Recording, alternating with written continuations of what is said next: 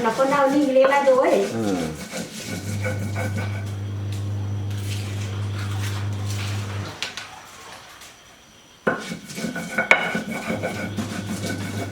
Kan ni gila lado orang nak menikah je orang ni.